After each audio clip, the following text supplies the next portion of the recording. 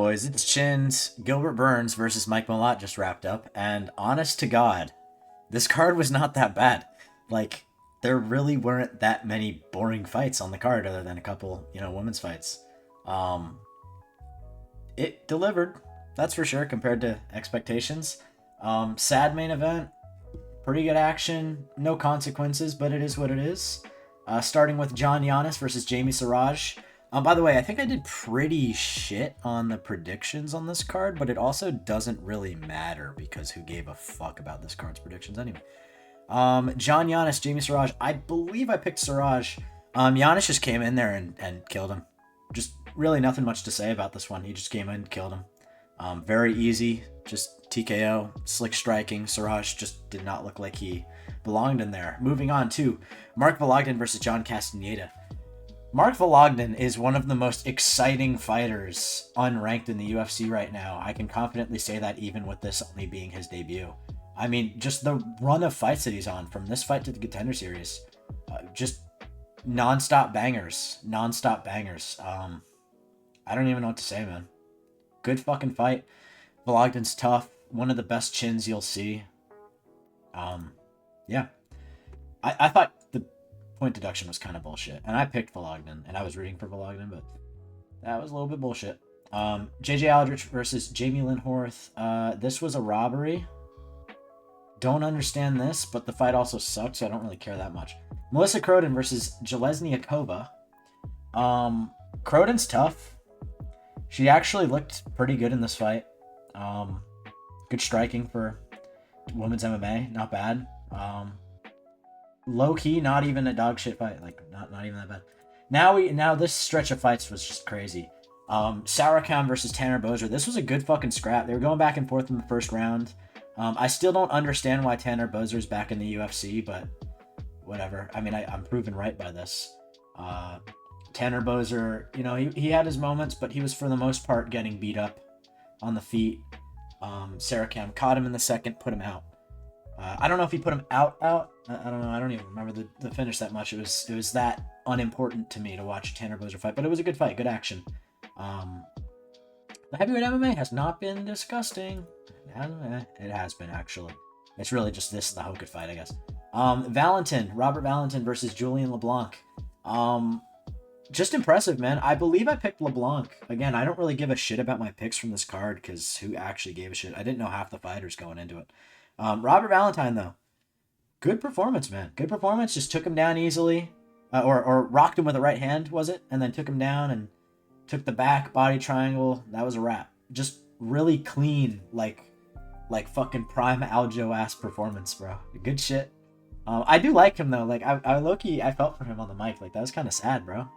Rest in peace, bro's mom. W. Robert Valentin, we love him. Marcio Barbosa killed Dennis Bazooka. Dennis Bazooka might actually be dead. Like I'm not even lying. Just brutal. I don't even know what to say about this. Barbosa is one of the craziest KO artists to come into the sport in a minute. Just he does that. Like his highlight reel is fucking nuts. Crazy fighter, crazy power. I don't think he's like title is crazy to talk about. He just debuted. I don't think he's like top 5 level, top 10 level. But I could see him being a fun like KO puncher, big action fighter, in the top 15, top 10 of the rankings, 15 to 10 range. He's fun, man. He's young too. So should be fun. Happy to see him win like that. Gage Young versus Thiago Moises. This was definitely one of the best fights of the night. This was just action, man. And Gage Young is actually great. I picked Moises. I just thought that holy shit. I just thought that the experience would get him the win. He's been in there with Makachev. He's been in there with a lot of tough guys, a lot of top guys. Just didn't really look that good in this fight. Had his moments early in the first round, second round. But for the most part, this was just Gage Young piecing him up. Nearly got the finish at the end. Kind of started slugging at the end too, though. Really fun fight. Gage Young's pretty fun. Jasmine Jasdavicius versus Karine Silva. I picked Karine Silva for some reason. That was funny. This fight was like, alright. Moving on. Like, I don't know what to say about this. I'm just gonna move on. I don't want to talk about the Jasmine Jasudavicius fight. Jai Herbert knocked out Mandel Nello. I want to put this out there. For like 2 or 3 years, Jai Herbert's been like my least favorite UFC fighter, or one of. I just think he's so fucking chinny. Like, I think he's so fucking chinny, it's just hard to watch. And I get that he's kind of survived over his last few fights, but what the fuck is Mandel Nallo doing? What the fuck is... Yo, why is his name Mango, bro? What the fuck did... What did he do to be named Mango, dude? Like, what the fuck? Mango had this motherfucker out on his feet, like, the entire first 3 minutes of the fight. And then just got caught, because he's a retard. There was, like, 2 or 3 moments in that fight where you can pinpoint, like, an easy... just barrage of punches from Nallo would have gotten him out of there because Jai was off balance against the fence. And he would just let him up, and then he got caught. Like, what the fuck is this guy? What is Mango thinking, bro? What a dumbass. Just fucking why? Why did this fight have to happen, bro? Moving on. Charles Jourdain versus Kyler Phillips. Charles Jourdain gotta be one of the coolest fucking up-and-coming 135ers right now. I call him up-and-coming. I get he's been in the UFC for a while now, but, like, he's new in the weight class. He's 3-0 there. And he was getting fucking murked in the first round. Came up in the last 30 seconds. Arguably won the round off of damage, if you ask me. Maybe that's a hot take. I don't know. And then just started styling on Phillips. Phillips was just content with Dagestani sucking his dick on the ground. Jourdain doesn't fuck with that because he's one of the most fun fighters to watch in the UFC right now.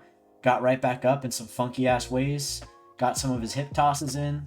Just extremely fun fighter. Walked him down. And I feel like he was just as tired as Phillips. Somebody said it in the fucking broadcast. Maybe it was Dean Thomas, that retard. Dean Thomas was like they're both equally as gassed, but Jourdain's pushing through it. That's low-key true, bro. Jourdain gets tired sometimes, but he just pushes through it because he's fucking awesome. I love Jourdain. Great fighter. I'm very excited. You know, he's young. He's younger than Phillips. I'm excited to see what he could do with this weight class. He's showing great skills, you know? It's interesting when you can see a fighter get dominated in a round and then come back after and just change it up, you know? He was still getting taken down, but he was able to get back up more. He was targeting the body of Phillips to tire him out, so Phillips wasn't able to keep him down as much. When you're as active as Jourdain is on bottom, you're harder to keep that pace against the entire fight because you're gassing out, trying to hold the guy down. That's what happened. Jourdain just looked fucking great. A great win for him, too, because Kyler Phillips is a decent fighter. Great win, man. Charles Jourdain should get a ranked shot next, maybe against a guy like a Marcus McGee. I know Marcus McGee just got booked earlier today, but you know, a guy that's like ranked number 14, 15 in bantamweight. I don't know what the rankings are around there, but Jourdain deserves that shot. Moving on to Mike MALOTT versus Gilbert Burns. I mean, I predicted Mike MALOTT round 1 TKO. I said that he'd catch Gilbert with a big shot and Gilbert would just wilt like he usually does. And I think with more volume, he easily would have been able to do that. But regardless, the fight played out pretty much exactly like how I said outside of the round. MALOTT has no volume, by the way, and he's very flat-footed. He's not even that good. But Gilbert is just too washed. But you can't convince me that the Gilbert that fought Hamzat wouldn't have gotten MALOTT out of there in the first minute of that fight. I mean, it's just so sad. This is the sad thing about this sport, is you have to go through...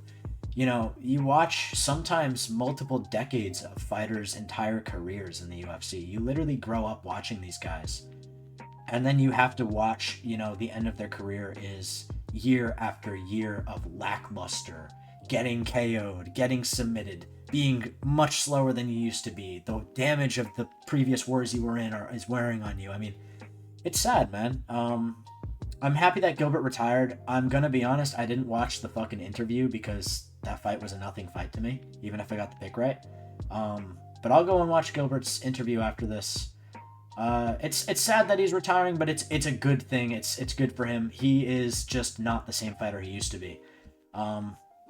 Nonetheless, get Mike MALOTT a top 10 fighter, like maybe the loser of Joaquin Buckley versus Sean Brady, because I can't wait to see Mike MALOTT lose badly because he's really just not that good. Yep, that was the card. Again, much better card than I thought it would be. I mean, there was only a couple boring fights, and the finishes were insane. I would put the Barbosa fight up as one of the KOs of the year, if not the KO of the year. And yeah, that's a wrap. I'll be putting up my picks for the Aljo and Zalal card tomorrow. If you enjoyed the video, guys, please subscribe, like the video. This has been Chin. See you guys in the next one.